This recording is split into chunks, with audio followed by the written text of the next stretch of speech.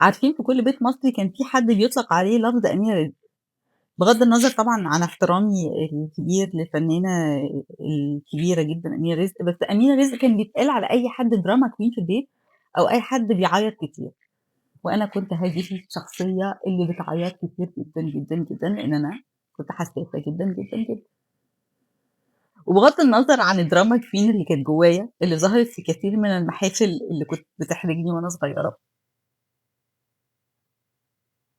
بس لمّا بافكّر فيها دلوقتي باكتشف إنه actually أنا محتاجة دراما كوين جدًا دلوقتي في شغلي، لإن الحكواتي الشاطر هو الحكواتي اللي يقدر يحس بالكلام اللي هو بيقوله، اللي يقدر يعبّر عن مشاعر البطل أو البطلة ويعبّر عنها مش بس يقولها.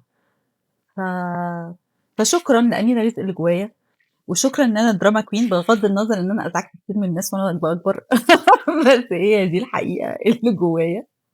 I am أمينة رزق، فأيوه أنا لسه جوايا أمينة رزق، بس بتطلع في الحجز.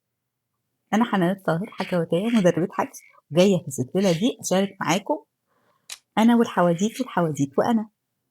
أشوفكم المرة الجاية. سلام.